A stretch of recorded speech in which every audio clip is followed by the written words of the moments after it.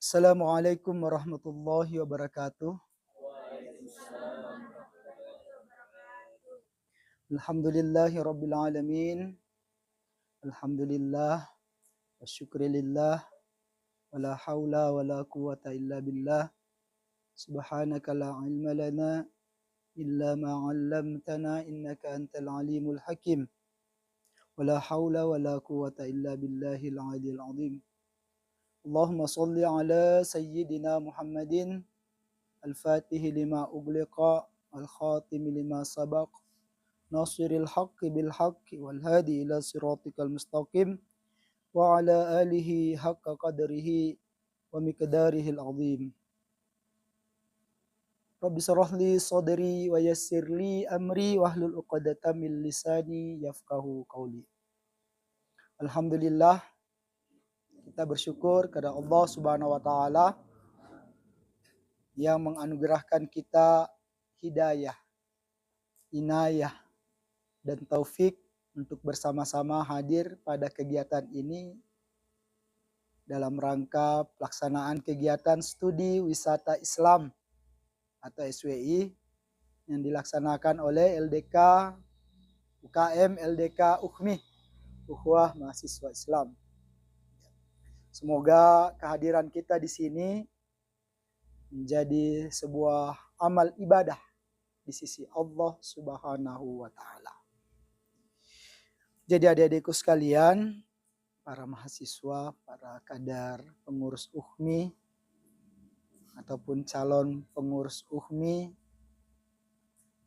kalau kita berbicara tentang ibadah, ini pengantar dulu ya, belum masuk materi. Kita berbicara tentang ibadah.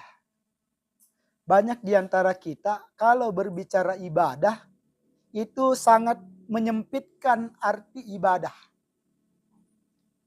Dianggapnya itu kita beribadah kalau sholat, puasa, zakat. Yang ritual-ritual itu saja dianggap ibadah. Jadi sangat sempit yang dikatakan adalah ibadah. Padahal sesuatu itu dikatakan ibadah. Kalau menurut para ulama ada yang membagi menjadi dua, ada yang menjadi 5. Suatu pekerjaan, tapi kita singkatkan saja menjadi 3 sambil jalan tengahnya. Suatu pekerjaan itu bisa menjadi ibadah. Kalau kita berbicara tentang ibadah, itu secara sederhana adalah sesuatu yang kalau kita kerjakan itu bisa mendapatkan pahala di sisi Allah Subhanahu wa taala. Kita sholatkan ada pahalanya, puasa, zakat, bersedekah, umroh, haji, dan lain-lain sebagainya. Ya itu kita katakan ibadah karena ada pahala yang dijanjikan daripada kegiatan-kegiatan tersebut. Tapi sekali lagi tadi, kadang kita terlalu menyempitkan arti ibadah. Padahal sekali lagi tadi katakan, semua hal, semua jenis pekerjaan itu bisa bernilai ibadah. Bisa mendapatkan pahala. Makanya adik-adik sekalian, kehadiran adik-adik di sini mengikuti kegiatan SWI, studi wisata Islam, itu juga bisa termasuk kategori ibadah dan ada pahala di sisi Allah Subhanahu wa taala. Apapun itu. Makan saja bisa jadi ibadah, betul. Tidur pun bisa jadi ibadah. Apa saja, dari kita bangun tidur sampai kita tidur, bahkan saya katakan tadi, tidur pun bisa jadi ibadah. Bisa ada pahalanya, kan enak kan. Tidur pun bisa berpahala.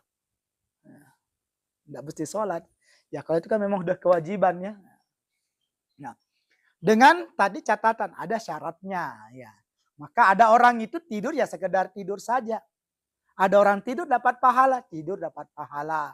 Ada orang makan ya makan sekedar mengenyangkan perutnya saja. Tapi ada orang makan mengenyangkan perutnya tapi dia bernilai ibadah dapat pahala. Bayangkan kita makan, ada orang sekedar makan, ada orang makan sekaligus dia dapat pahala. Nah itu. Maka tapi ada syaratnya. Kalau nggak memenuhi syaratnya ini, maka ya dianggap biasa saja. Tidak ada nilai pahalanya di sisi Allah Subhanahu wa taala. Apa itu? Ya, syaratnya saya tadi ada bagi 5 tapi saya kankan 3 sederhana saja. Yang pertama, syarat pertama itu dilihat dari niat. Apa niatnya dia melakukan itu? Hadis Rasulullah mengatakan dan sering kita dengar, innama amalu bin niat. Segala amal, segala perbuatan itu amalu bin niat, berdasarkan niatnya. Amal itu berdasarkan niatnya. Wa innamal likumri ma nawa. Dan setiap pekerjaan itu mengikuti apa yang telah dia niatkan. Maka pertama kali kalau mau dicatat apapun pekerjaan kita, tidur, makan, ke kampus kuliah. Ya, ke kampus kuliah, mengikuti kuliah. Ya. Nah, itu menjadi pahala kalau ya syarat yang pertama niatnya betul. Apa niat yang betul di sini adalah diniatkan ikhlas lillahi ta'ala.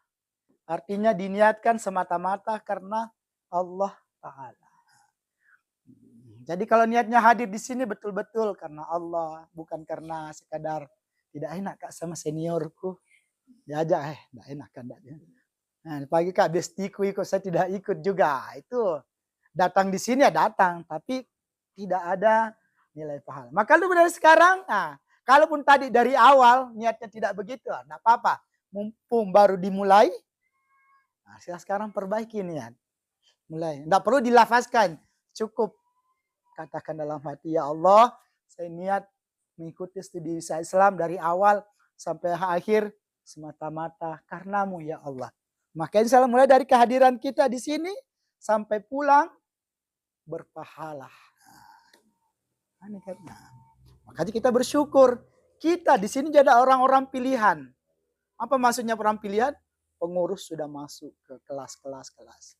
Tetapi tidak banyak orang yang hatinya digerakkan. Dari sekian banyak yang digerakkan hatinya, maksudnya ada keinginan. Ternyata mendaftar 12. Hanya 12 orang yang digerakkan hatinya artinya ada kemauan, ada keinginan. Tapi ternyata dari 12 ini, ternyata tidak semuanya lagi diridhoi oleh Allah untuk hadir. Hanya 5 orang yang benar-benar Allah. Makanya yang 5-nya bersyukur. Apa syukurannya? Allah meridhoi saya, Allah menginginkan kebaikan kepada saya, maka dimudahkan saya, tidak ada halangan untuk saya hadir di sini untuk ya menjadi ibadah, nanti juga mendapatkan ilmu dan lain-lain sebagainya. Ini satu kenikmatan dari Allah Subhanahu wa taala. Tidak semua orang dibukakan hatinya untuk hadir. Ada yang mau hadir tapi tidak dapat, tidak diizinkan oleh Allah. Ada saja, ada yang karena sakit, ada yang tiba-tiba ada urusan ini, urusan itu. Atau ada tiba-tiba hatinya ya ada dibolak-balikan. Dari tadinya mau, tidak ada halangan, tapi tiba-tiba hidayah atau itu petunjuk itu dicabut dari Allah. Maka dari yang tadinya mau, tiba-tiba berubah menjadi tidak mau. Alhamdulillah kita dari awal mau. Walaupun mungkin tadi maunya bukan karena Allah, tidak apa-apa. Sampai di sini, walaupun tadi maunya karena tidak enak ji sama senior, tidak enak ji sama ini, ya terpaksa lah. Tidak apa-apa. Tapi sampai di sini, agar maksimal kita, maka mulai dari pertama kita perbaiki niat kita. Apa sih niat kita hadir? Niatkan semata-mata lillahi ta'ala. Jadi syarat pertama, apapun pekerjaan kita, kalau syarat pertama memenuhi tadi bukan cuma kegiatan ini, ke kampus, ya, ikuti makan, minum, nongkrong juga, tapi nanti ada syarat-syarat selanjutnya. Nongkrong di kafe bisa juga, tapi nanti kan ada syarat-syarat selanjutnya. Ya, syarat yang kedua dilihat dari jenis atau apa kegiatannya. Yang dimaksud di sini adalah dia kegiatannya itu bisa bernilai ibadah kalau kegiatannya itu bukan kegiatan yang dilarang oleh Allah. Bukan kegiatan yang dilarang oleh Allah. Dalam bahasa kita ada bukan kegiatan yang negatif. Jadi harus kegiatan yang positif. Ya, kan boleh saja ada orang niatnya baik, tetapi kegiatannya tidak baik. Ya. Nggak tahu ya kalian itu tahu atau tidak ya. Pernah dengar umpama kisah kalau di barat itu kan ada terkenal Robin Hood. Ya. Kan seolah-olah apa ya? Seolah-olah bagus niatnya menolong. Tapi kan berkerjaan mencuri. Ya. Ya, jadi niatnya bagus, tetapi jenis kegiatan yang dilakukan ya maka tidak. Maka dia harus kegiatan yang positif. SWI jelas kegiatan positif. Berarti sudah memenuhi syarat yang kedua. Ya. Ya kalau umpama diajak, ayo kita dugem, kita ikhlas, niat karena Allah. Tapi kedugem kan jelas sudah kegiatan negatif kan, walaupun niatmu bagus. Ya. Tetapi kalau jenis kegiatannya adalah kegiatan negatif, tetap tidak memenuhi syarat. Jadi kegiatannya harus positif. Kalau dalam bahasa agama, minimal kegiatan itu bersifat mubah. Mubah itu ya artinya tadi kan kita ada wajib, sunnah, haram. Jadi kegiatan itu ya, kalau kegiatan makan tadi, makan kan ya makan ya. Kalau yang dimakan adalah makanan yang baik ya, tentu kan makanannya bukan makanan haram ya. Kecuali terpaksa itu lain lagi ceritanya.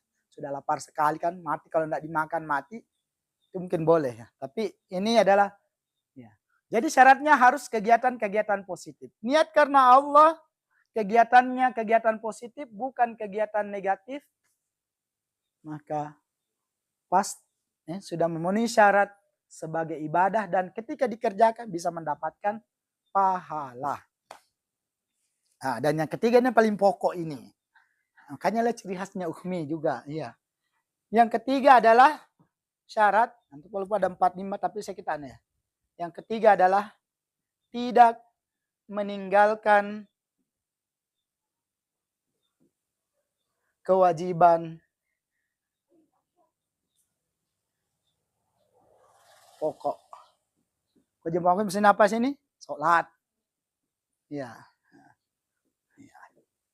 Yang sampai karena kita, kegiatannya niat ikhlas karena Allah, bukan kegiatan positif. Tetapi dalam kegiatan, umpama sampai kita menyebabkan lalai, tidak meninggalkan kewajiban kita sebagai orang Islam, karena adalah kewajiban utama kita. Ya, umpama puasa, ya, kalau bulan puasa ya, umpama karena kegiatannya, kita tidak usah puasa lah. Ya. Maka itu tidak bernilai ibadah. Maka sekali lagi ya, makanya kita ya kan, maka saya katakan tadi, kehadiran kita di kegiatan ini, di kegiatan studi wisata Islam memenuhi 3 syarat ini. Maka kedatangan kita di sini adalah ada ibadah dan itu pahala di sisi Allah Subhanahu wa taala. Dari kita datang sampai terakhir, sampai kita meninggalkan acara ini, maka bayangkan kita dihitung beribadah terus. Sholat berapa lama? Paling 10 menit. Kalau khusyuk sholat kita. Ya kalau sholat biasa kan ya 5 menit lah bacanya. 5 menit selesai. Nah, tapi ini 24 jam kita di sini. Anggaplah 24 jam lah.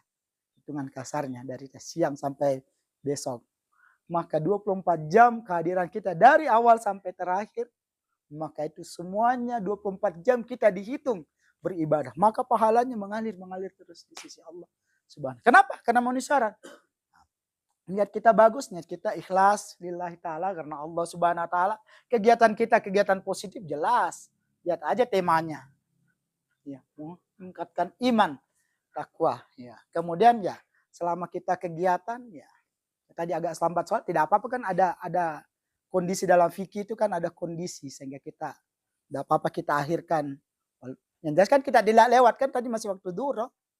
Nah, tadi waktu duhur. Seandainya tadi sudah lewat waktu duhur, masar baru kita itu melanggar lagi.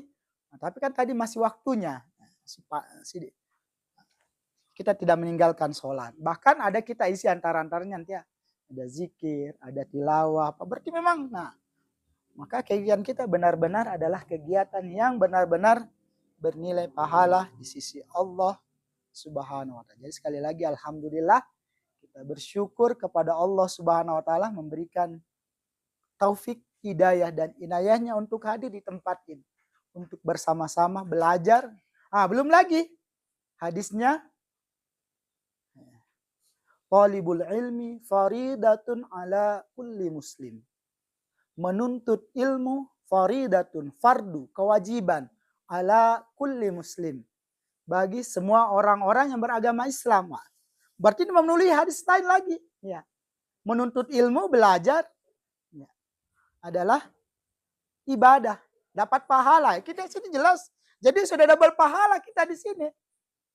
Double pahala. Ya. Sudah jelas sholat, puasanya. Bukan lagi double ya.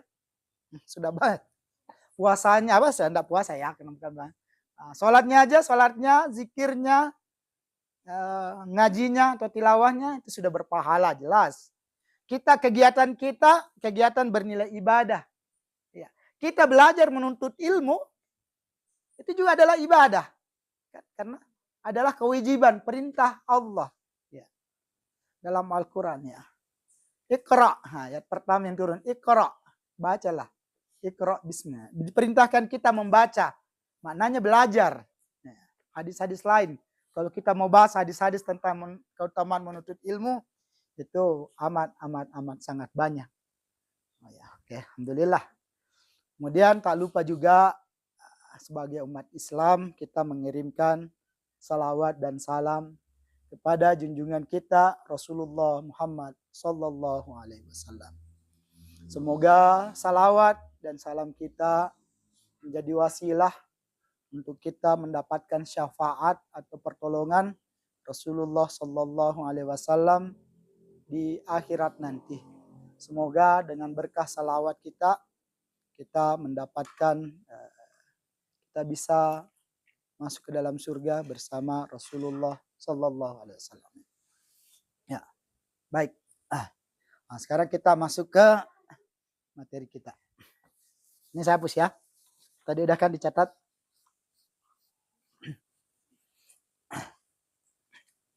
Ya, terkait dengan materi kita.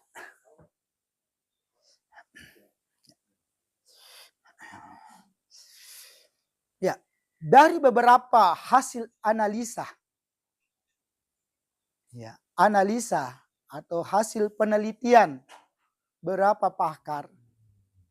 Ternyata penyebab utama orang gagal menjalani hidup dan kehidupannya. Kalau bahasa kita. Kenapa banyak orang tidak sukses? Kenapa banyak orang gagal? Karena jawabannya adalah karena dia tidak mengenal dirinya. Dalam bahasa lain, dia tidak mampu menjawab pertanyaan ini. Pertanyaan mendasar dia tidak mampu jawab. Who am I? Siapa saya? Banyak orang yang gagal. Banyak orang yang tidak mampu menjawab pertanyaan ini. Jadi kegagalan dalam kehidupan. Orang tidak sukses kehidupannya di masa depan. Karena dia tidak pernah, dalam hidupnya, dia gagal atau tidak bisa menjawab pertanyaan ini dengan baik dan benar. Pertanyaan adalah, who am I? Siapa saya? Dalam bahasa lainnya, dia gagal mengenal dirinya. Dia tidak kenal siapa dirinya. Dia tidak tahu siapa dirinya. Wah, saya kan tahu siapa saya. Oh, benarkah? Benarkah kita sudah tahu diri kita? Saya ingin kasih contoh. Kasih contoh. Dalam sebuah cerita yang sederhana. Jadi ada sebuah cerita, ini perumpamaan, tapi ini sangat berkaitan dengan pertanyaan ini. Ya, ada sebuah pertanyaan gini. Jadi ada sebuah terkait cerita, ada sebuah cerita. Jadi satu hari ada seseorang ini anggaplah kita katakan saja si A. A ini suatu hari berkunjung atau bertamu ke rumahnya B. Jadi anak A bertamu atau lengkap sajalah. Anggaplah ada seseorang yang bernama Ali. Ali bertamu ke rumahnya Budi. Sampai di depan rumah, pintu rumah, si Ali kemudian mengetok, tok, tok, tok. Terus muncullah suara dari dalam rumah. Dapatlah si Budi ini bertanya, siapa di luar? Siapa di luar? Maka yang di luar banyak, Ali. Ali, kata yang di dalam rumah, saya tidak bertanya siapa namamu. Saya tidak bertanya siapa namamu. Saya bertanya siapa kamu yang di luar. Kaget ya. Oh, nama. Saya tidak bertanya siapa namamu. Siapa kamu di luar? Ali. Pertanyaannya kan nih, siapa kamu yang di luar? Ali. Saya tidak tanya siapa namamu. Saya bertanya siapa kamu di luar. Diam. Saya mahasiswa Unitama. Saya tidak bertanya apa statusmu. Saya tidak bertanya apa statusmu. Saya bertanya siapa kamu di luar. Nah, tadi Ali salah. Mahasiswa juga salah. Saya yang tinggal di Jalan Kerung-Kerung. Saya tidak tanya alamatmu di mana. Saya tidak tanya alamatmu di mana. Saya tidak tanya di mana kamu tinggal. Pertanyaanku siapa kamu yang di luar. Waduh, tambah bingung dia nih. Saya anaknya Pak Usman. Saya tidak tanya bapakmu. Saya tidak tanya nama bapakmu siapa. Saya tanya siapa kamu di luar. Aduh, bingung dia. Hanya kata di luar. Kalau kamu belum bisa bertanya menjawab siapa diri kamu, pulang. Pergi dulu. Pulang dulu. Cari jawabannya. Nanti setelah kamu bisa menjawab, baru ke sini lagi. Akhirnya dia pulanglah. Ini sebuah cerita. Tetapi inilah gambaran kehidupan kebanyakan diri kita. Tidak, orang yang tidak mengenal dirinya, akhirnya dia tidak mengenal dirinya, tidak kenal diri, karena dia tidak kenal dirinya, akhirnya dia hanya mengenal sama identitas yang menempel. Ingat, identitas yang menempel. Saya katakan ini bukan diri kita. Ini identitas. Nama Ali, nama Abdul Kudus, nama Nur Aziz. Itu kan nama, bukan kamu. Kebetulan aja namamu yang orang tua yang beri nama kamu. Boleh jadi ada kata kamu disuruh memilih nama. Mungkin kamu akan ganti namamu Jack umpama. Ya, biar lebih keren umpama kan. Ya toh, bisa saja. Nama ini identitas yang menempel. Ini bukan diri kita. Tapi banyak orang karena tidak kenal dirinya, dia sapa kamu, dia hanya yang sesuatu yang menempel. Status ya sama. Kita kebetulan mahasiswa, coba pejabat. Ini adalah sesuatu yang menempel. Yang bisa saja hilang. Anda tidak akan selamanya jadi mahasiswa. Alamat sama. Identitas yang menempel. Identitas. Ini bukan diri kita. Kita hari ini tinggal di sini. Saya 5 tahun yang lalu masih tinggal di Makassar. Sekarang tinggal lagi di Sidrap. Saya tidak tahu tahun depan atau 10 tahun saya di mana. Tidak tahu. Gitu. Anda juga demikian. Nah, karena banyak orang tidak kenal dirinya, akhirnya itulah dia sibuk-sibuk pada sesuatu, pada hal-hal yang menempel pada dirinya. Padahal ini ya ini yang menempel pada diri kita seperti aja baju. Identitasnya. Banyak nama bisa saja berganti kan, banyak orang yang mengubah namanya. Ya. Apalagi kalau orang-orang Cina itu kan, orang-orang Jawa juga banyak begitu. Orang Cina namanya ini ndak hoki. Ya. Ganti nama lah. Ya. Bahkan kan juga nih ada pengalaman dulu ada mahasiswa. Ya. Anda nama mahasiswa. Nah, saya nggak apa-apa karena nggak apa-apa disebut saja karena ini kan sebagai contoh juga dan tidak mudah. Namanya Fatimah. Namanya Siti Fatimah. Tapi namanya dipanggil Ani.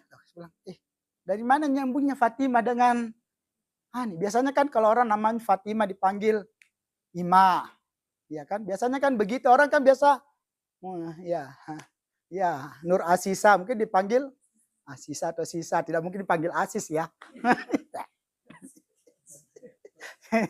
Ya, maaf ya bercanda ya, enggak apa-apa. Iya.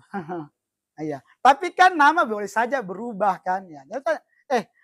Di mana nyambungnya itu Fatimah dengan Ani? Dia cerita, Pak, dulu nama saya dia sebut nama saya ini. Cuma waktu itu saya sakit, saya lupa siapa namanya. Saya sakit Pak, sedikit-sedikit sakit.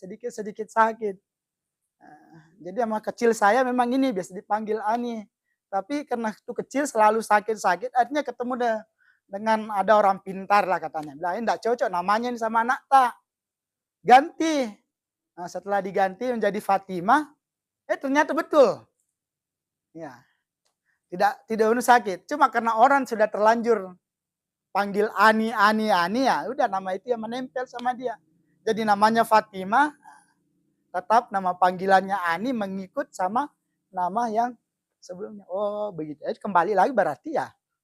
Nama itu adalah identitas yang boleh saja kita berubah.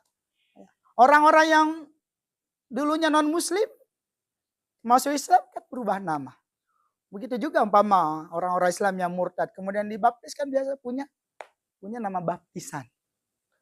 Jadi semua sesuatu yang nempel pada diri kita. Jadi banyak orang yang gagal. Karena dia gagal ini ya, dia selalu menempelkan. Ini kan saat ini kita ini status mahasiswa.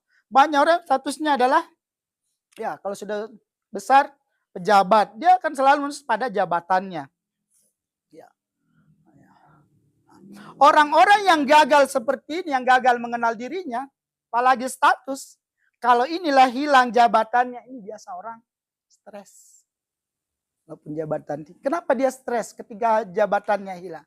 Karena dia tidak mengenal dirinya. Dia selalu mengidentifikasi dirinya dengan hal-hal yang menempel sama dirinya. Dia gagal mengenal dirinya. Atau ada juga orang yang tidak kenal dirinya, ya. Dia selalu mengidentifikasi dirinya pada hal-hal yang bahasanya itu adalah sesuatu yang kalau ini menempel, ya saya bahasakan lagi melekat. Ya. Walaupun sebenarnya bahasanya mirip, tapi sebenarnya maknanya beda. Saya agak susah cari bahasa yang tepatnya. Kalau menempel itu saya bahasakan kayak baju ini. Yang ketika bisa nih. Kalau melekatnya saya yang begini, bahasanya adalah sesuatu yang menjadi casing. Ya. Ini kan HP mana? Ini kan ya, sesuatu yang menyeliputi dirinya, yang menjadi casing dirinya. Ya. Ingat ya, ada yang menempel, identitas menempel. Menempel itu kan paham begini. Ada kan biasa orang HP-nya kan ada stiker atau apa ya. Apa ini HP? HP ini ya. Nah, luarnya ini casing, ya. Kalau ini yang menempel ini yang tadi umpama kita ada stiker atau apa kan kadang kita termasuk ini apa ini juga covernya ini. Ya, covernya ini juga ya. Sesuatu yang menempel. Bukan bagian dirinya karena ini bisa lepas. Ya, nah. Orang yang pertama tadi sesuatu yang menempel, identitas itu yang kalau ini yang kedua ini adalah sesuatu yang melekat, dia ada pada bagian dirinya tetapi dia hanyalah casing. Bukan dirinya, hanya casingnya saja. Jadi ada orang yang mengidentifikasi, karena dia tidak kenal dirinya, maka dia selalu menganggap dirinya sesuatu yang menempel. Ada juga orang yang karena tidak mengenal dirinya, karena dia tidak bisa menjawab who am I, maka dia selalu mengira dirinya adalah dia hanya mengenal pada yang menjadi casingnya saja, pada casingnya dirinya. Ya. Mana contohnya casing? Ya inilah. Jadi tubuh kita, apa yang kita lihat, ya, yang mata, yang ada matanya ini, ada yang kulitnya, nah, macam-macam warna, rambutnya ada yang lurus, ya itu adalah itu bukan diri kita, bahasa ini tadi mungkin kurang tepat. Ini bagian luar diri kita. Jadi karena dia tidak kenal dirinya, maka yang dia kenal hanyalah bagian luar dirinya. Bahasanya itu ada hanya casingnya saja. Tidak kenal isinya, maka dikenal dia hanya bisa mengenal. Dia hanya mengenal dirinya hanya sebatas casingnya saja. Belum mengenal dirinya, hanya mengenal casingnya saja. Kalau orang tidak mengenal dirinya, hanya mengenal casing dirinya saja, maka dia hanya akan sibuk pada hal-hal yang berkaitan dengan casingnya saja. Contoh, mohon maaf. Kalau orang yang kenal dirinya dengan orang yang hanya sekedar kenal casing dirinya, orang yang hanya kenal casing dirinya, dia hanya akan mempercantik, memperindah, mempertampan casing luarnya saja. Bukan salah beli skincare, ya nggak apa-apa, boleh kalau ada uangnya. Sibuk, ya sibuk luluran, sibuk mempercantik casingnya saja, lupa mempercantik dirinya, casingnya. Saya sudah katakan tidak boleh, ya maksud saya silahkan percantik casing luarmu, tapi jangan lupa percantik juga dirimu. Ya. Kenapa kita tidak boleh? Kenapa kita jangan hanya mempercantik casing? Karena casing luar ini tidak abadi. Boleh jadi sekarang kita gagah, tampan, karena memang usia kita ya usia lagi. Tapi 20 tahun, 30 tahun, pasti mau Anda bagaimanapun, yang namanya penuaan, itu adalah sesuatu yang alami, yang tidak bisa ditawar-tawar. Mau operasi plastik apapun, ya syukur kalau punya duit. Kalau tidak ada uang, ya tidak akan kita mampu melawan kodrat yang ada pada. Jadi ini casing ini akan menua. Casing ini akan, ya, asalnya dari tanah, akan kembali jadi tanah. Sementara diri sejati tidak memperhatikan diri kita. Bagaimanalah diri kita ketika diri ini sudah meninggalkan casing? Maka ya tadi sibuk. Dia mempercantik casingnya bukan karena tidak boleh, tapi jangan hanya sibuk memperhatikan casing di luarmu sampai kamu lupa mengenal dirimu. Tadi katakan dia tidak kenal dirinya, karena dia tidak kenal dirinya, yang dia kenali hanyalah casing dirinya. Maka andai kata dia mengenal dirinya, pasti bukan cuma casingnya yang diperbaiki, bukan cuma casingnya yang dipercantik, tapi juga dirinya. Diri, I. Maka pertanyaannya, who am I? Siapakah sebenarnya diri kita ini? Ya. Siapa kamu? Siapa kalian? Ali, ya. Nah, ya, siapa? Itu bukan Anda. Ya, itu cuma nama yang bisa saja berubah. Ya, boleh jadi berubah. Ya, kebetulan orang tua Anda itu kan saya katakan tadi, nama itu kan bukan keinginan kita ya. Kita ini terima jadi kebetulan orang tua kita ngasih nama ini. Boleh jadi banyak orang, apalagi kalau sudah jadi artis, nah, banyak kan artis ya. Wah, namanya kurang hoki. Ya, diubahlah artisan. Ya, bisa dipahami ini penjelasan saya? Nah, oke, sebelum lanjut. Jadi pertanyaannya sekarang, kalau saya tanya kepada adik-adik sekalian, ya, pertanyaannya, siapa kalian? Jadi ya, kalau Anda bertanya kan who am I? Kalau saya bertanya, who are you? Nah, jadi kalau Mama bertanya, who are you? Anda akan jawab, who are you? Ayo, I am. Nah, siapa? Hah?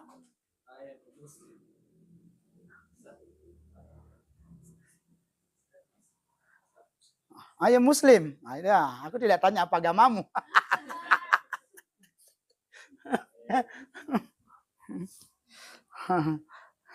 Coba mikir-mikir dulu sebelum kita lanjut. Ya. Atau sambilan, tidak apa-apa, tuangin anunya. Ya, seperti mau minum kopi kan, nah, ketika otak perlu inspirasi, ternyata ada yang mencari diri jadi. Ya.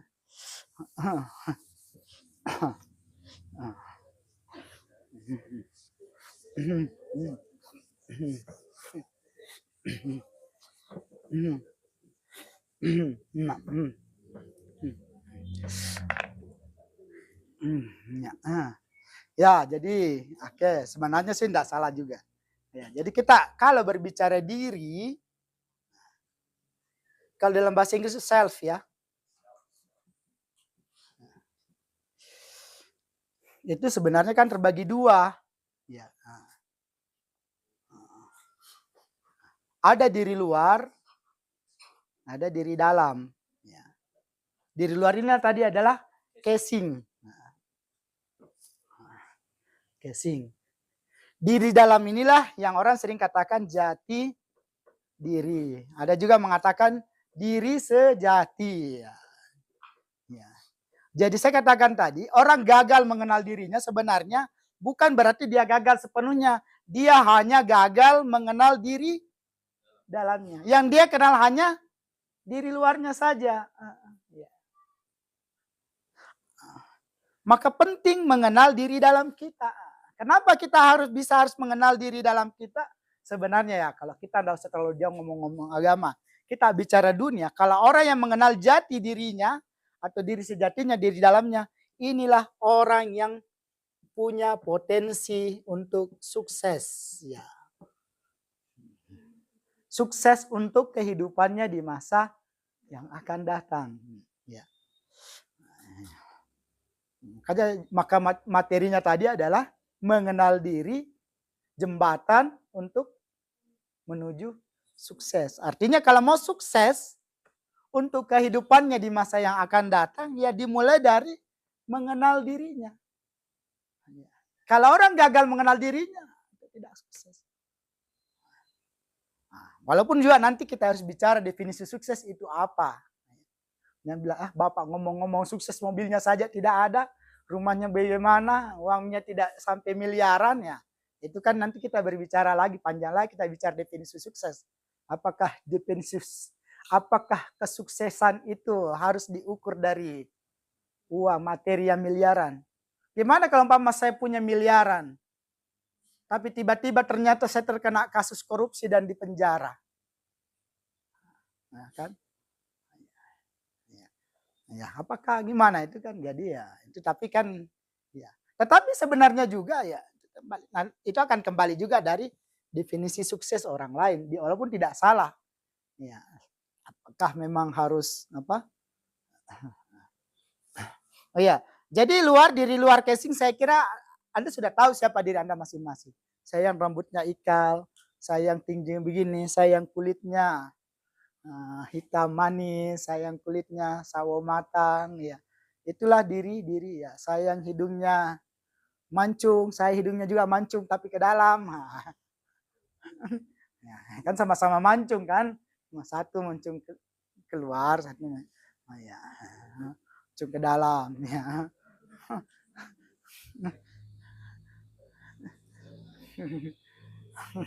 Nggak apa-apa. Ini juga sebenarnya perlu juga. Ini juga orang yang gagal mengenal dirinya, akhirnya punya persepsi negatif tentang diri luarnya. Ya. Orang yang apa itu istilahnya kalau apa? Insecure ya betul. Yang tidak pede dengan dirinya, ya salah satu tanda, ya, ini begini. Laqad khalaqnal insana fi ahsani taqwim. Sesungguhnya Allah telah menciptakan manusia itu dalam ahsani taqwim, dengan sebaik-baik penciptaan. Berarti sebenarnya ini kita sempurna. Tidak ada tidak sempurna. Ya. Makanya orang yang gagal mengenal dirinya itu lahirnya. Aduh, saya ini jelek. Aduh. Oh, mohon maaf, adik-adik yang merasa jelek itu. Tapi susah sih di Makassar. Saya waktu di Jawa, ada orang-orang yang merasa jelek itu saat itu belum pernah jalan-jalan ke kebun binatang aja ya. Iya kan? Laqad khalaqnal insana. Coba jalan-jalan ke tempatnya orang hutan. Oh, pasti wah saya adalah orang terganteng ya. Saya insan manusia. Kitanya. Karena tadi kita gagal ya hanya karena kita fokus pada diri luar kita. Sebenarnya sempurna sih kalau kita bisa melihat. Ya. Tapi sebenarnya kalaupun tidak sempurna, tapi ketika orang mengenal diri dalamnya, walaupun bagaimana keadaan diri luarnya itu tidak akhirnya tadi insecure, tidak kemudian minder, ya bahasanya minder dengan diri. Aduh, saya ini jelek kok. Aduh, siapa yang mau sama saya? Aduh, kan. Nah, itu semua adalah tanda-tanda orang yang tidak mengenal dirinya, tidak pede. Nah, lain juga kalau terlalu kepedean juga gitu juga kan tidak kenal dirinya itu.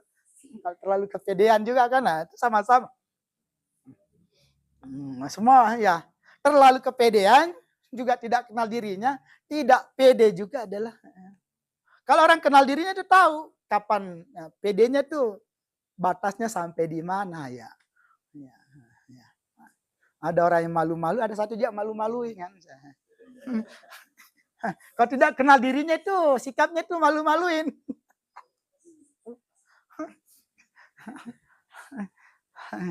Oh ya. Jadi makanya pengenalan dimaksud di sini kita berusaha mengenal diri kita. Tentu yang kita ingin kaji di sini adalah mengenal diri dalam diri kita, mengenal jati diri kita. Atau mengenal, ini mungkin agak tinggi ya. Nah, ini nanti mungkin kita belum masuk sampai di sini. Ini kelas tinggi kalau mengenal diri sejati. Mungkin kita akan bahas saja dulu jati diri kita ya untuk ya kalaupun nanti mau butuh kajian lebih, nah nantilah itu. Mungkin tidak akan cukup untuk pada kesempatan kali ini ya. Oke, bisa dipaham ya sampai sini. Oke, ya saya seruput dulu kopinya ya. Biar nggak apa-apa kan, kopi ketika otak perlu inspirasi biar juga apa yang terpendam ini keluar semua ya. Yang lain silahkan. Alhamdulillah.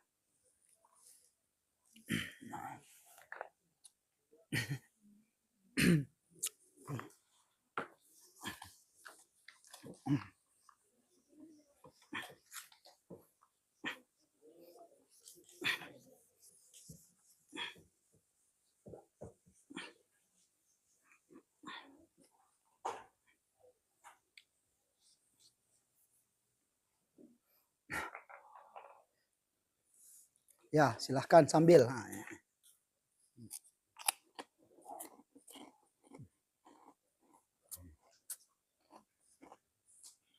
Nah, jadi adik-adik kan ini belum jadi anggota UMI ya, belum jadi masuk anggota pengurus UMI. Ya, mudah-mudahan ini langkah awal untuk kalau di UMI adik-adik itu beginilah santai kekeluargaannya, enggak terlalu senior. Enggak tahu kalau dulu zaman saya enggak tahu sekarang ya. Itu kan kalau senior. Ya, apa? Pasal 1 senior tidak pernah salah. Pasal 2 kalau senior salah kembali ke nomor 1. Nah itu kalau di sini makanya nama uhwah yang dibangun ingin dikuatkan di sini adalah persaudaraan. Ya. Untuk kita, tapi bukan juga berarti kelewatan, jangan mentang-mentang sudah merasa saudara apa, ya tetap menempatkan pada posisinya, senior, junior, tentu harus menghormati.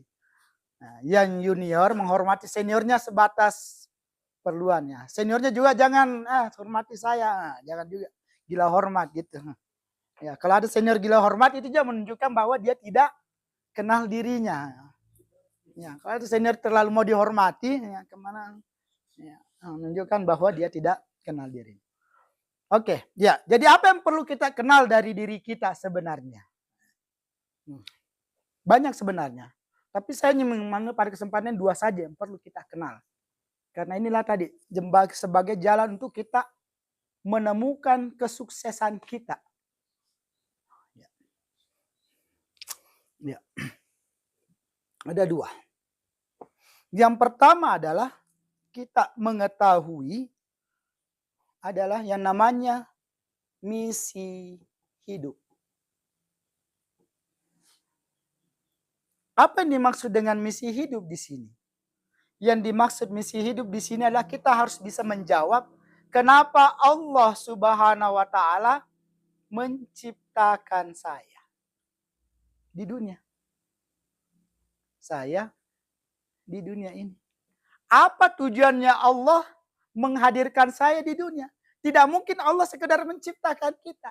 Kita hadir di sini, di dunia ini, pasti ada maksudnya Allah. Tidak sekadar Allah. Allah tidak menciptakan kita main-main. Tidak sekadar membuat kita. Pasti ada maksud dan tujuannya Allah menciptakan kita di dunia ini. Ada misi hidup. Ya. Misi hidup ini bisa kita bagi menjadi 2. Ada misi hidup secara umum, ada misi hidup secara khusus.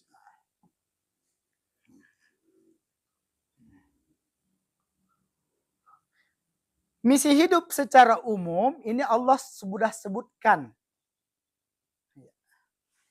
Allah sudah sebutkan dalam Al-Quran. Tujuan Allah menciptakan kita di dunia ini ada 2. Misi umum kita. Ya, ini ya. Jadi Allah sudah kasih bocorannya untuk ya. Yang pertama, tujuan kita Allah menciptakan di dunia untuk menjadi khalifatun fil ard. Allah menciptakan kita di dunia sebagai khalifah. Dalam Al-Quran disebutkan waktu Allah Subhanahu wa taala mau menciptakan Nabi Adam dalam artian manusia, mengatakan inni ja'ilun fil ardi khalifah. Sungguhnya aku, kata Allah, akan menciptakan di atas bumi ini sebagai khalifah. Manusia itu sebagai khalifah. Jadi Allah ini tujuan umum Allah menciptakan kita ini sebagai khalifah. Misi utama khalifah itu adalah memakmurkan bumi. Menjadikan dunia ini lebih baik. Ya. Itulah kenapa Allah Subhanahu wa taala menjadikan manusia. Andai kata Allah tidak menciptakan manusia, hanya hewan-hewan saja, maka kehidupan dunia ini dari zaman dinosaurus sampai sekarang akan tetap sama. Tidak ada perubahan di dunia. Apa buktinya? Onta, kambing, ayam, ya, dari zaman Nabi Adam sampai sekarang begitu terus. Ya kan? Karena dia tidak mampu, Allah ciptakan bumi ini memang untuk manusia. Tapi coba manusia berperadaban, dia mampu membangun peradaban. Ya, kita mungkin tidak hidup di zaman dulu, tapi kan kita membaca, kita bisa menonton. Bagaimana kehidupan 100 tahun yang lalu? Bagaimana kehidupan ya kalau difilm-filmkan 200 tahun yang lalu? Bagaimana kehidupan manusia perubahan? Ya. Allah menciptakan dunia ini. Ya.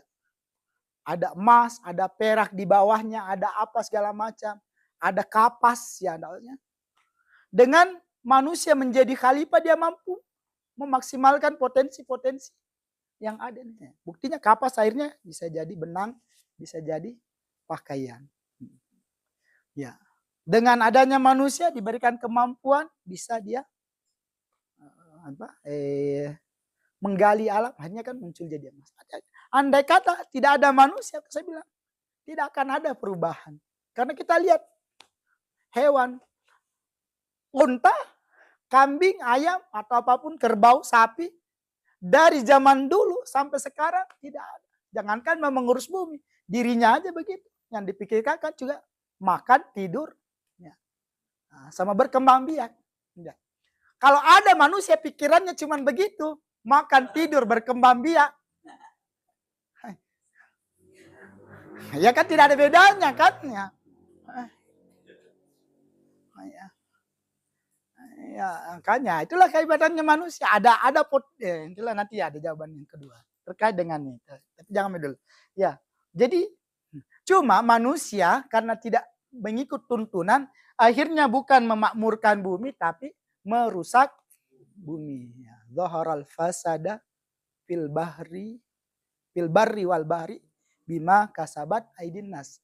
Telah nyata kerusakan ya, di daratan maupun di lautan. Bima kasabat aidin nas, karena tangan-tangan manusia. Gitu. Jadi berikan kemampuan yang sebenarnya harusnya digunakan untuk ya tambang, kamu dikasih memang untuk memakmurkan, gunakan mana untuk kekayaan alam. Tapi jangan merusak alam. Nah, tapi manusia itu karena tidak mengenal, kembali lagi, tidak mengenal dirinya. Bagian ini kan mungkin akhirnya yang ada di ininya dia hanya mengeksploitasi sumber daya. Nah, akhirnya bukannya memakmurkan. Ya, karena dia tidak kenal dirinya. Dia tidak tahu tujuannya diciptakan untuk memakmurkan bumi. Ya. Makanya yang di luar adalah kerusakan demi kerusakan. Ya. Itulah contoh-contoh orang yang tidak mengenal dirinya. Ya. Tidak mengenal dirinya, akhirnya tidak membuat dunia ini lebih baik, malah membuat dunia ini lebih rusak.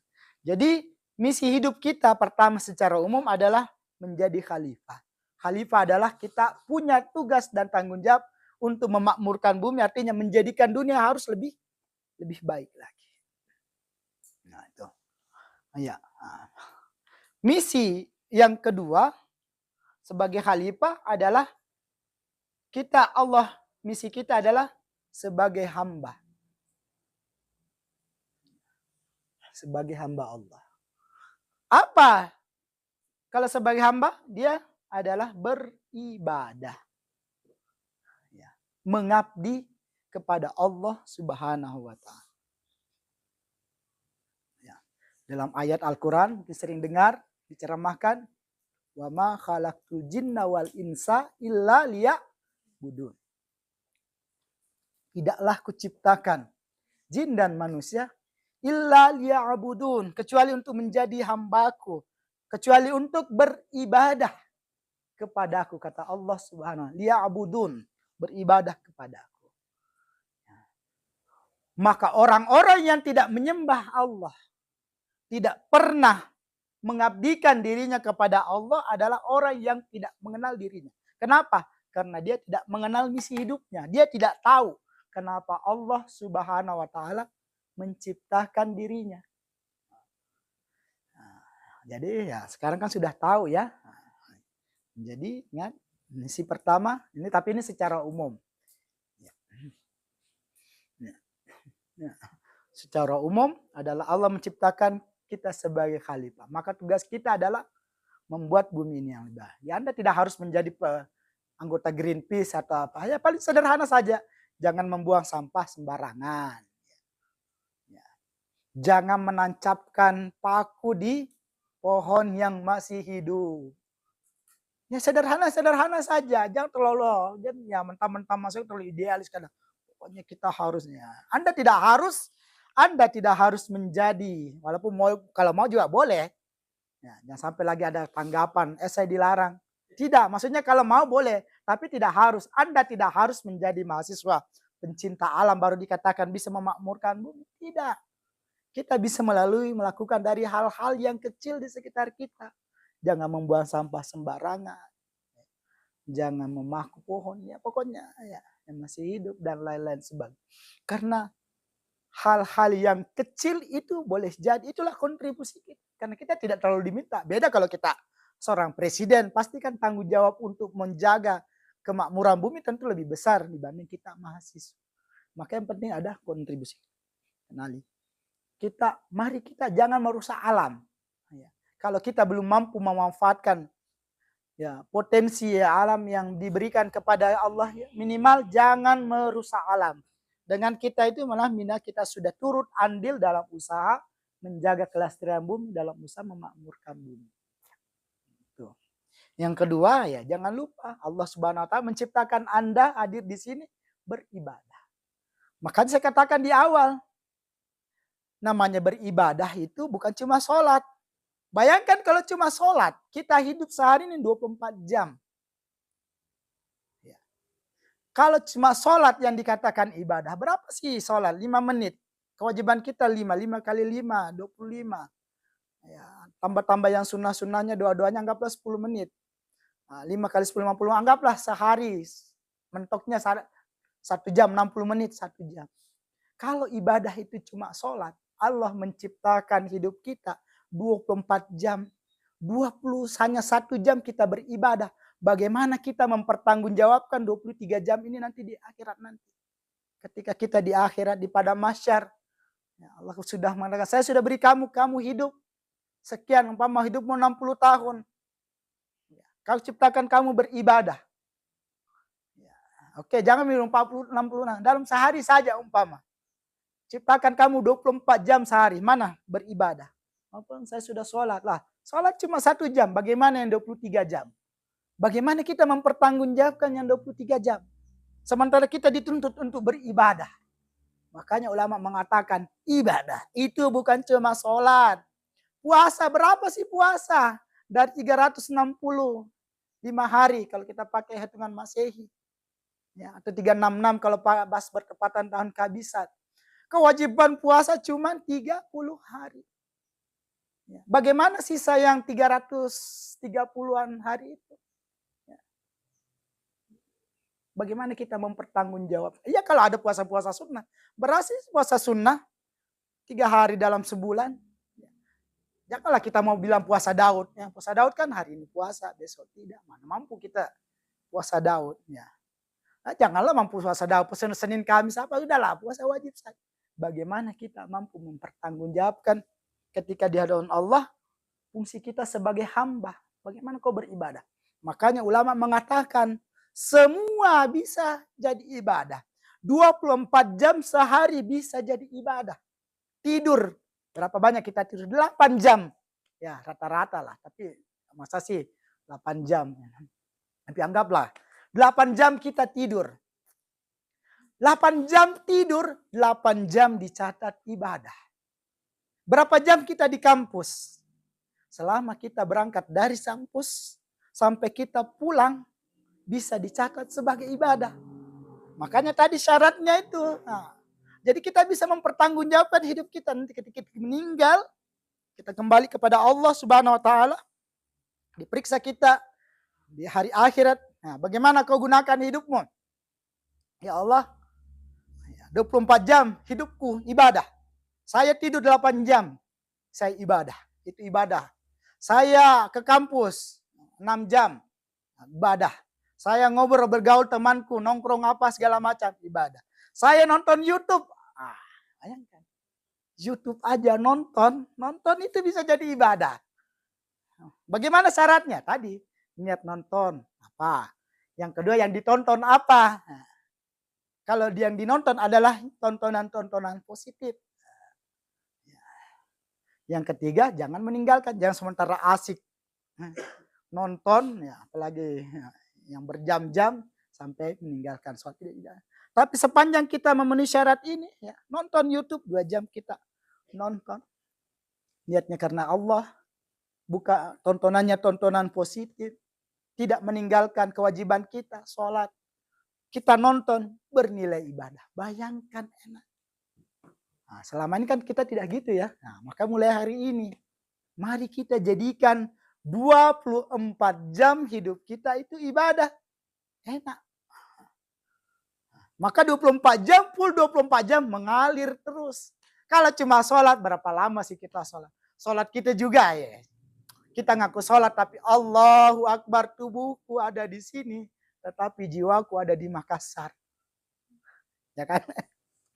Ngaku aja, kan saya juga begitu. Allahu Akbar, apalagi tadi ya, kata guru saya itu kalau kita ada kehilangan itu paling gampang carinya apa? Sholat. Mas kita umpama lupa taruh di mana kunci, sudah cari di mana itu. Pas masuk sholat baru Allahu Akbar, tiba-tiba ingat kuncinya ditaruh di mana. Nah, jadi makanya kita nggak usah berbangga kalau kita sholat. Misal kita sih bagaimana, jauh dari kata khusyuk. Jangan kita bangga dengan sumbangan apa. Kita juga belum yakin apakah kita nyumbang itu benar-benar ikhlas.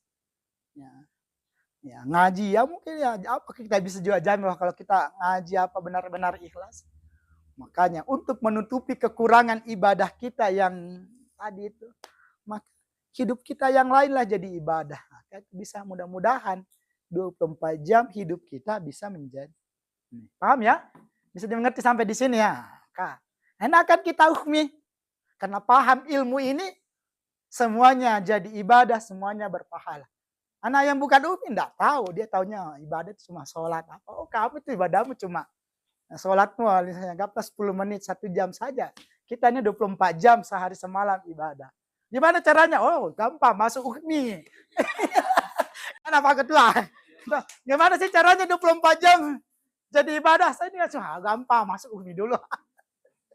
Kenapa? Nanti di hukmi dijelaskan. Ini misi umum ya, misi umum Allah jelaskan. Khalifah. Kemudian ada misi khusus. Ini kalau sudah bicara misi khusus ini kita tidak tahu. Masing-masing tugasnya mencari, menanyakan diri. Ini butuh proses, butuh waktu. Maka di sini butuh perenungan mendalam. Butuh banyak merenung, butuh banyak tafakkur. Karena setiap orang, ini kan umum semua, misi umum. Tapi yakin Allah tidak mungkin menciptakan kita berbeda-beda kalau tidak ada maksud dan tujuannya Allah Subhanahu wa Ta'ala. Maka cari tahu, walaupun butuh proses, butuh bertahun-tahun. Saya pun butuh waktu bertahun-tahun untuk memahami apa sih maksud, apa sih tujuan Allah saya hadir di sini. Tidak mungkin sekedar ada tujuan spesifik. Ada tujuan lebih khusus kenapa Allah. Karena dalam pandangan Allah semua orang itu istimewa. Semua orang itu memiliki keistimewaan masing-masing. Ada tujuan, ada misi-misi khusus yang Allah. Maka temukan misi khususmu.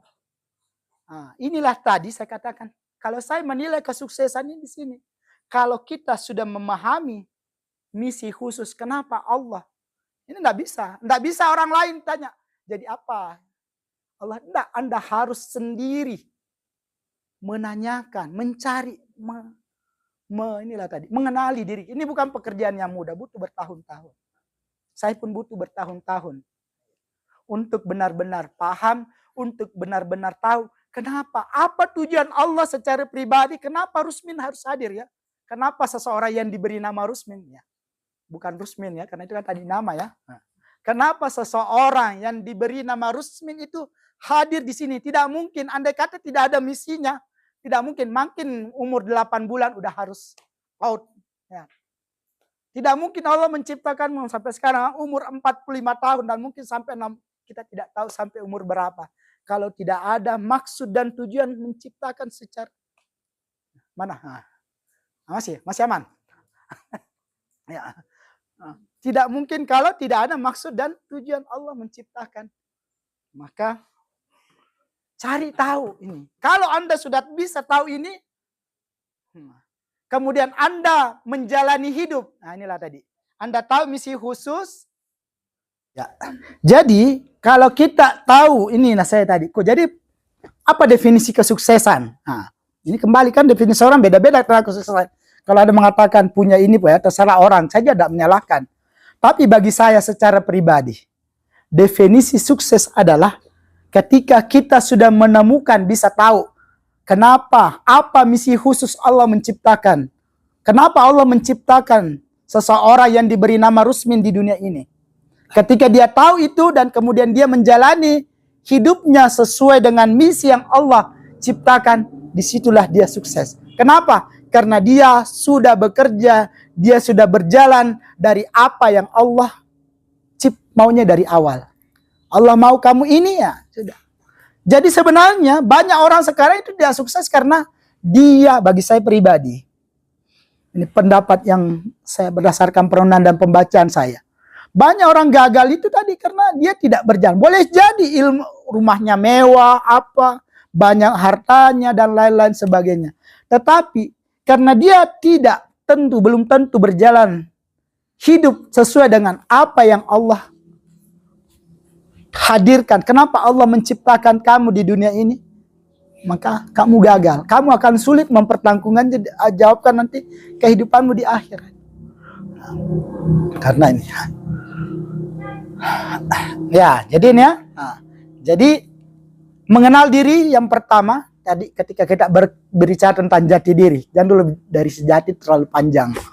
Ini karena materi kita terbatas. Maka kenali misi hidup. Apa? Kenapa Allah menciptakan diri saya di dunia? Ada dua secara umum. Kenapa Allah menciptakan diri saya? Anda mau sebagai khalifah. Tujuan memakmurkan bumi, sebagai hamba beribadah. Tapi ingat, ada misi khusus. Ada tujuan Allah menciptakan masing-masing. Dan setiap orang berbeda. Setiap orang punya misinya masing-masing. Punya tujuannya masing-masing. Yang tidak akan sama dengan seseorang. Maka ini cari, temukan. Ya, saya bertahun-tahun harus jatuh bangun. Harus macam-macam lah ini. Nah, belajar sana, belajar sini. Merenung sana, sampai alhamdulillah sekarang baru saya bisa memahami kenapa Allah menciptakan diri saya ke dunia. Nah, ini yang pertama. Yang kedua, ini penting adalah ya, Allah menciptakan kita dengan misi itu tidak sekedar memberikan misi. Ketika kita disuruh seseorang ke sana tentu tidak sekedar disuruh saja, pastinya diberikan bekal. Kamu ke sana ya. Tentu masa kita disuruh kan minimal kan kamu ke Malino, minimal kamu dikasih bekal. Begitu juga Allah Subhanahu wa taala ketika menciptakan diri kita, menghadirkan kita di dunia ini, Allah memberikan bekal yang dinamakan potensi diri. Ya. Potensi, tahu potensi? Kemampuan diri kita. Kemampuan yang ada dalam diri kita, potensi. Mungkin bahasa kerennya sekarang minat dan bakat. Ya. Nah, potensi diri ini dalam bentuk minat dan bakat. Nah, kenapa harus ada potensi? Karena dengan minat dan bakat ini, dengan potensi ini kita bisa menjalani misi hidup kita. Jadi boleh jadi ada orang tahu misi hidupnya, visi hidupnya, tapi ya, tidak tahu minat bakatnya. Ya. Makanya, ya, termasuk ketika adik-adik benar-benar masuk kuliah di sini, ya, di Unitama, jurusan komputer, pertanyaannya, apakah betul-betul memilih jurusan sistem informasi, teknik informatika, apakah betul-betul itu berangkat dari minat dan bakat yang Allah berikan kepada kita? Jangan-jangan karena ikut-ikutan, jangan-jangan karena ini, jangan-jangan karena itu. Sesuatu yang dari luar, wah kalau kita jadi programmer begini-begini. Padahal belum tentu.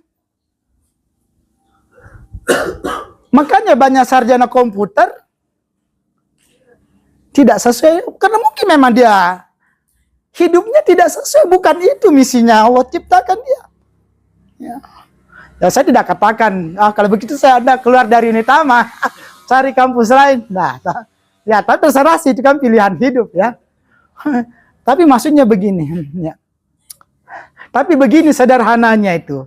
Kalau kita menjalani hidup itu tidak sepenuh hati, Anda kuliah, ya sekedar-sekedarnya saja, ya, cuma tidak enak dibilang pengangguran,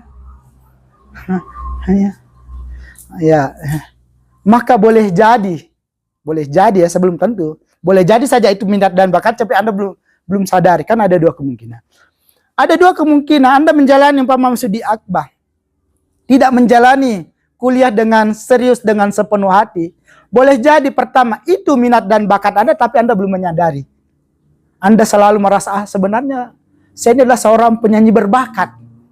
Ya. Saya ini sebenarnya lidahnya. Ya. Ya. Saya sebenarnya ini ya. Anda tidak menyadari atau memang bisa jadi memang bukan di situ. Makanya kembali pahami, tahu minat dan bakat Anda. Karena inilah kembali mengenal diri, mengenali minat dan bakat, mengenali potensi diri.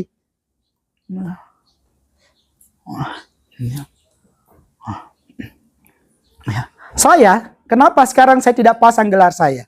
Berangkat dari pengenalan akan semua ini. Kalau gelar saya SEMM,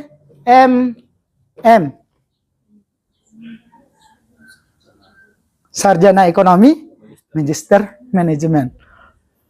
Pekerjaan pendakwah, penceramah. Pekerjaan sebelumnya dosen akuntansi. Kenapa dosen akuntansi? Sesuai dengan jurusan. Tetapi sepanjang saya menjalani, tapi kok saya merasa bukan diri saya di situ. Saya menjalani, tapi saya merasa bukan diri sejati saya di situ. Bukan jati diri saya. Merenung, hanya saya bisa menemukan. Bisa menjawab semua ininya. Sudah. Mungkin memang Allah bukan sampai di sini saya bersama Unitama. Tinggalkan, setelah menemukan, sudah. Dibuang, kan tidak cocok. Maka katanya, apa gelarnya? Udah, gak usah pasang. Karena enggak. Maka gelar yang saya pasang adalah gelar pemberian dari salah seorang guru saya, Al-Fajar. Itu bukan nama saya. Ya, enggak ada orang Indonesia namanya kok Arab-Araban itu. Itu Al-Fajar itu sebenarnya simbol ya waktu diberikan nama itu saya belum paham. Tapi dalam perenungan ya ternyata ketika guru saya, seorang guru spiritual saya memberikan nama saya, siapa namamu? Muhammad Rusmin Al-Fajar gitu aja. Saya belum tahu itu. Tapi ternyata adalah awal perenungan sampai ternyata ada surah Al-Fajar. Saya coba gali apa itu maknanya. Apa hakikat dari fajar itu sendiri. Makna fajar. Ya, dari gelap. Perolehan fajar kan waktu subuh. Kemudian ditutup dengan ya ayah Tuhan nafsul mutmainnah irji'i. Panjanglah pengalaman. Itu diri saya secara pribadi. Tiap orang sekali lagi. Tiap orang berbeda. Yang saya sekedar berbagi. Anda tidak harus mengikuti jalan saya. Karena setiap kita memiliki keunikan masing-masing. Perjalanan hidup saya, ya, SE, ya, MM, saya menjalani sampai jadi dosen dari sejak AIK Akbah, STIMIK Akbah, sampai peralihan menjadi Unitama tahun 2020. 15 tahun, ya, 15 tahun juga menjadi pembina resmi UHMI. Ya, sekarang walaupun enggak, tapi dan juga Pak Akbar mengatakan jangan tinggalkan adik-adik walaupun sudah tidak secara resmi bukan namanya di SK, tapi jangan lupakan teruslah ya. Insya Allah karena itulah misi khusus saya Allah hadirkan di sini. Maka walaupun tidak ada gaji kan, kalau kita ngerti misi hidup kita itu enggak mikir realis ya. Kalau dipikir berapa? Coba ada undangan ceramah sekali ceramah begini. Aslinya kan ya, kalau penceramah kan, tapi kan saya pernah paham karena ini misi. Ya. Biar tidak ada amplopnya, masih semua dimintai amplop. Tidak ada. Kita itu ingin berbagi karena kita paham. Saya memahami. Nah, makanya kembali paham. Nah itu tadi. Kalau masih belum bisa paham ini, karena ini berat, maka tadi mulailah dari ini. Kenali diri Anda, kenali potensi dirinya masing-masing. Ya. Bagaimana caranya? Banyak. Ada namanya tes minat dan bakat. Ya. Ada melalui kuesioner kan biasa. Ya. Ada kan kalau kita belajar yang paling sederhana itu kan mengenal diri. Potensi itu ada kan minimal kita mengenal karakter kita. Ada namanya sanguin, phlegmatis. Ada di pelajar. Mungkin enggak tahu apa, saya enggak tahu materi sekarang. Dulu itu ada kuliahnya. Kuliah personality. Saya enggak tahu sekarang. Waktu zaman AIK, zaman STIMIK, namanya mata kuliah personality. Kita mengenal karakter diri kita. Siapa sih kita? Apakah saya seorang sanguin? Apakah seorang plekmatis? Apakah saya seorang melankolis? Apakah saya seorang koleris? Itu semua dari mengetahui ini. Nah, kalau mengenal itu kita, oh kalau orang melankolis begini. Pekerjaan yang cocok ini. Orang ini mulai dari situ. Ada namanya tes Stephen. Tes Stephen itu melalui sidik jari. Tapi ini biasa tidak gratis. Ya, ada tesnya juga. Kita ada alatnya, tes sidik jari. Tidak lama, nah, keluar hasilnya. Anda begini. Potensinya ini. Pekerjaan yang cocok ini. Nah, bisa melalui situ. Tapi mulai dari sini. Nah, dari situ kembali. Ya, makanya situ minimal kita tahu ya, apakah saya salah jurusan atau tidak. Ya, tapi bukan berarti salah jurusan. Boleh jadi Anda sekarang kembali lagi, boleh jadi Anda sekarang tidak serius kuliah, bukan berarti Anda salah jurusan. Boleh jadi memang Anda belum mengarasa bahwa Anda benar-benar potensinya di sini. Bisa jadi. Ya, atau boleh jadi memang bukan di sini. Makanya asah terus, pastikan. Kalau sudah yakin, saya tidak benar di sini. Sudah. Jalan yang benar. Ini jam berapa nih? Ya, saya kira itu dulu. Barangkali bagus kalau mungkin kita sharing-sharing. Ya, saya kira untuk sementara saya akhiri dulu materi kita. Mungkin masih ada mana? Ini nih. Bisa lah 15 sampai 10 menit kalau masih ada mau didiskusikan. Anda ditanyakan, saya akhiri dulu untuk sesi materi ini. Saya tutup dengan doa kafaratul majelis. Subhanakallahumma bihamdik, asyhadu an la ilaha illa anta, nastaghfiruka wa natubu ilaik. Wallahu muwaffiq ila aqwamit thoriq. Assalamualaikum warahmatullahi wabarakatuh. Ya, sesi selanjutnya karena tidak ada moderator, saya langsung saja. Kalau ada yang mau bertanya, dipersilahkan. Ya. Yang penting jangan tanya apa misi hidupku, Pak. Apa minat bakatku, Pak, saya. Itu Anda sendiri yang harus jawab. Ya, silahkan kalau ada yang belum dimengerti, yang belum dipahami dari materi pengenalan diri. Ini kan baru pengantar mengenal diri. Harusnya ada materi selanjutnya, mengenal manajemen. Nah, itu kan sebenarnya lanjutan, tapi tidak ada materi selanjutnya. Ya, silahkan. Lanjut aja, tidak apa-apa, jangan malah. Silahkan, nanti sekalian saya jawab. Ya. Itu yang pertanyaan pertama, Pak. Ya. Kan kalau misalnya ada yang tanya, jadi siapa dirimu? Kita jawabnya apa? Ya. Ya. Ya, jadi memang ya, jawabannya sederhana, Jis, sebagai pengantar. Karena ini baru pengantar. Ya. Kita memang tidak akan langsung bisa menjawab sepenuhnya. Ya, memang saya katakan tadi, saya butuh waktu bertahun-tahun, berdarah-darah, sampai baru bisa. Makanya ini hanya sebagai pengantar untuk kita. Ya tadi kata jembatan. Ya. Ini jembatan saja. Jembatan untuk kita mengenal diri kita sebenarnya. Maka sebenarnya mengenal diri, kalau kita, apa sih mengenal diri itu? Who am I? Kita tidak langsung bisa menjawab. Maka sekarang adalah mengenal diri itu sederhana saja. Mengenal diri dari mengenal atau mengetahui apa misi hidup kita. Kalau kita sudah mengetahui misi hidup kita, baik walaupun baru sebatas misi umum, berarti kita sudah mengenal diri kita walaupun mungkin 0,01%. Karena kita tidak mungkin bisa langsung mengenal secara cepat diri kita 100%. Jadi kalau bilang, saya belum terlalu tahu apa. Memang. Jadi siapa diri kita sekarang tidak bisa dijawab sepenuhnya. Jadi kalau ditanya siapa diri kita, pertanyaan yang kita bisa jawab, siapa saya? Saya hanya bisa mengatakan bahwa saya adalah seseorang yang diciptakan Allah ya, dengan membawa misi hidup sebagai khalifah dan hambanya. Yang untuk memakmurkan bumi dan untuk beribadah. Siapa diri saya? Saya adalah seseorang yang diciptakan Allah yang memiliki potensi diri. Yang memiliki minat dan bakat khusus. Itu saja dulu ya. Karena memang kita tidak akan bisa tidak akan bisa menjawab ini langsung secara tuntas. Maka kalau kita baru bisa who am I, baru kita bisa menjawab 1%, dari ya. Who am I? Siapa diri saya? Saya adalah yang diciptakan Allah, ya, seseorang dengan membawa misi hidup. Itu saja dulu jawabannya.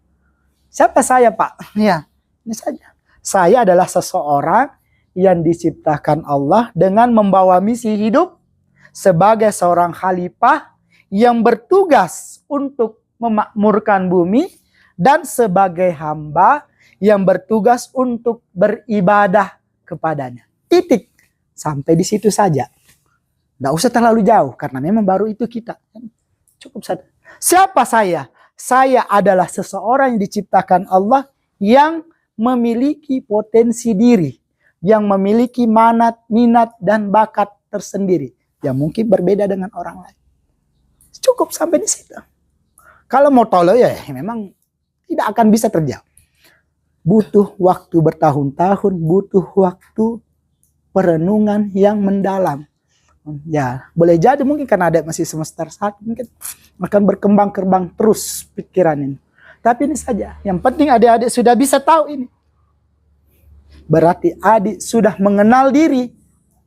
Mengenal dirinya sebesar 1%. Karena sudah tahu misinya. Ya, misinya. Kalau mau mengenal diri sendiri itu nanti sudah masuk pertanyaan diri sejati.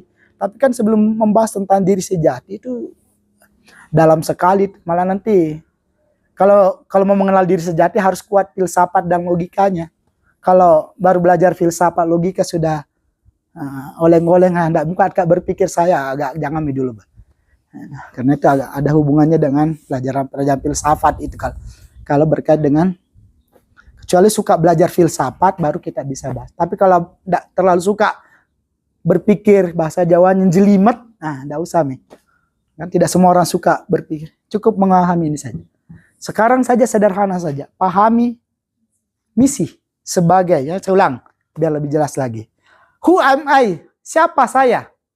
Saya adalah seseorang, kan kita orang kan, bukan hewan, bukan ini. Saya adalah seseorang yang diciptakan Allah di dunia ini dengan sebuah misi sebagai khalifah yang bertugas untuk memakmurkan bumi. Apa contohnya bertugas memakmurkan bumi? Sederhana tadi. Jangan buang sampah sembarangan. Jangan memaku pohon dan lain-lain. Tidak merusak lingkungan. Saya adalah seseorang diciptakan Allah dengan misi umum, misi hidup. Sebagai seorang hamba yang bertugas beribadah. Saya sholat, saya puasa. Bahkan saya menjadikan seluruh aspek kehidupan saya 24 jam sehari, 30 hari sebulan, 365 hari setahun adalah semuanya ibadah. Ya, gitu. Kalau ini jangan dulu. Saya adalah seseorang yang diciptakan Allah dengan potensi diri, dengan keunikan masing-masing. Setiap orang punya dengan minat. Dan ketika saya mampu mengenali potensi saya, mengenali minat bakat saya bekerja, saya berkuliah, saya kuliah sesuai dengan potensi minat bakat saya, maka saya insya Allah 5-10 tahun yang akan datang saya adalah menjadi orang yang sukses hidupnya. Sukses tadi, ya, sukses walaupun nanti kita definisi sukses berbeda. Bisa dipahami? Ya, bisa? Yang lain, kalaupun masih mau tanya silahkan. Dari ini, ada yang mau ditanyakan? Benar, ya silakan. Iya, oh iya, lupa tulis saya. Baik, perkenalkan nama saya Akbar. Dari Akbar ya, lanjut. Akbar. Iya ya, asal ya. Biasa dipanggil? Oh, biasa dipanggil Abah. Ya, Abah ini. Ya. Jadi pertanyaannya itu Pak, lebih kayak ke minat bakat. Ya. kan ada sebuah perkataan bilang bisa jadi yang kita anggap baik itu Ya, ya, belum tentu baik, baik. di mata Allah. Ya, Nah, betul. Ya, begitupun sebaliknya. Ya, kan saya pernah kayak merasa berbakat ya, di bidang olahraga, ya. tapi dengan adanya kayak cobaan, kayak begitu penyakit, Ya. sehingga kayak itu menjadi penutup saya berhenti Jadi untuk cita-cita jadi atlet, ya. Iya. Ya. Jadi kayak bagaimana saya lebih menanggapinya itu, Pak. Negatif saat itu ya.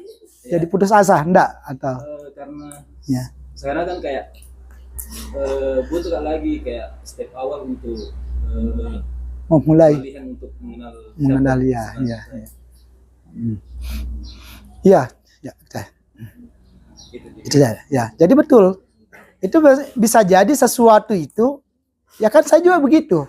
Nah, saya sering aja ya.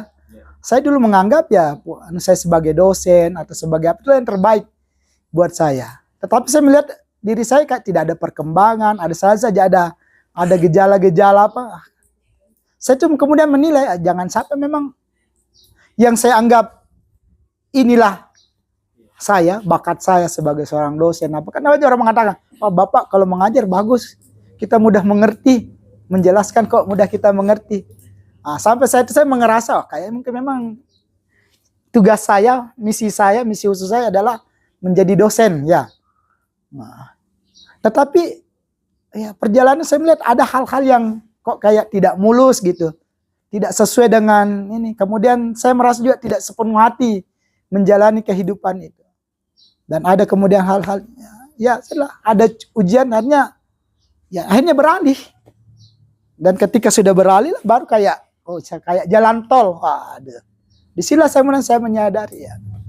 Jadi memang begitu kehidupan itu. Terkadang Allah mengirimkan kita ujian, cobaan, ya, untuk menyadarkan kita bahwa ini kita salah jalan loh umpama. Kita merasa bahwa saya ini misi hidup saya adalah sebagai seorang atlet berprestasi. Maka kita kemudian, tapi Allah mengatakan bukan. Maka salah satu menyadarkan kita, bukan kamu di situ. Mungkin dikasih ujian, sakit atau kecelakaan atau apa sajalah. Ada masalah sampai kemudian stop di situ. Dan kemudian beralih ke yang lain. Nah, bisa jadi memang bukan di situ. Dan begini, saya selalu memandang begini. Allah itu maha baik. Kan kita selalu berkata, Allah itu maha baik. Kalimat pertama, Allah itu maha baik. Segala sesuatu itu datang dari Allah. Ya kan? Tidak ada sesuatu pun, kalimat kedua, segala sesuatu datangnya dari Allah.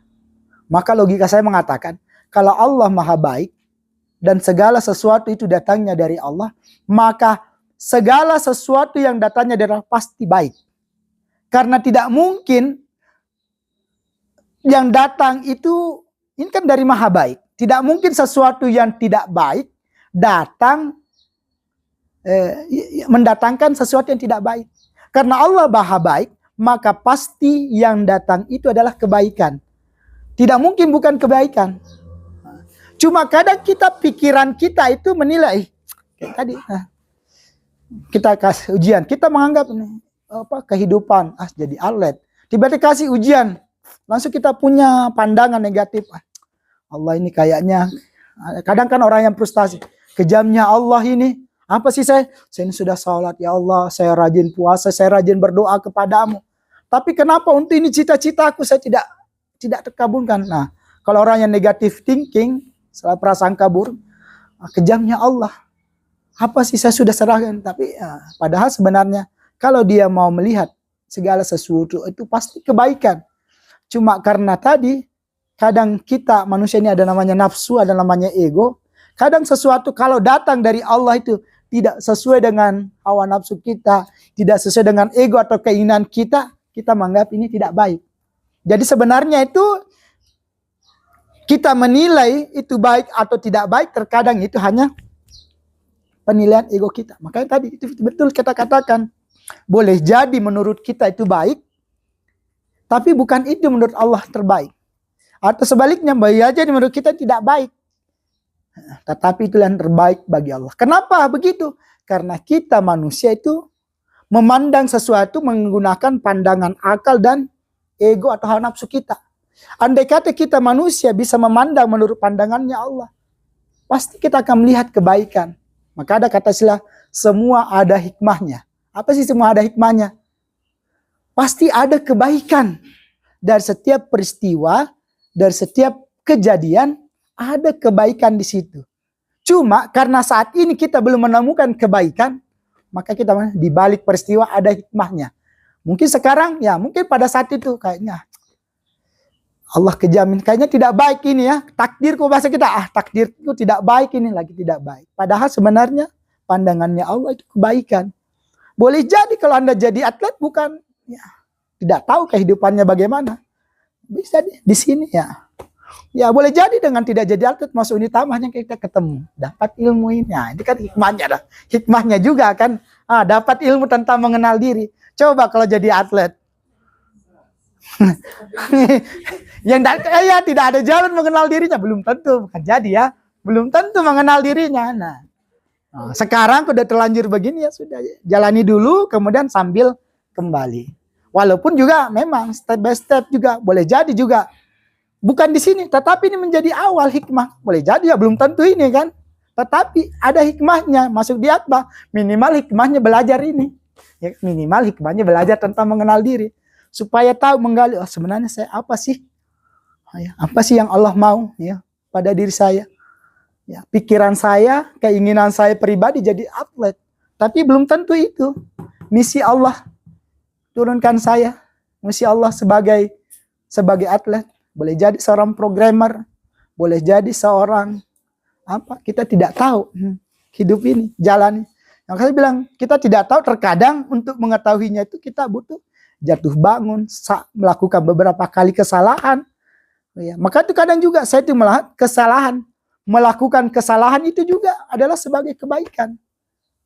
Ya, ya. Kalau yang pepatah ini, lampu ini bisa, bola lampu ini menyalakan, kalau kita baca, ya, bisa seperti itu, bisa nyala. Setelah Thomas Alva Edison itu melakukan kesalahan 1051 kali.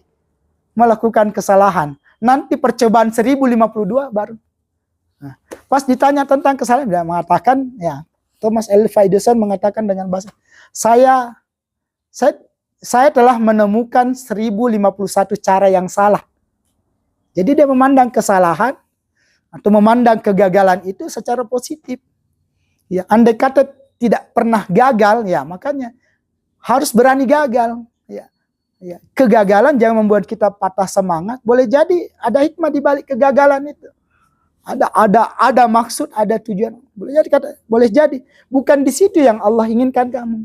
Bukan di situ misinya Allah. Kamu bukan, Allah kadang bukan kamu jadi atlet. Ya.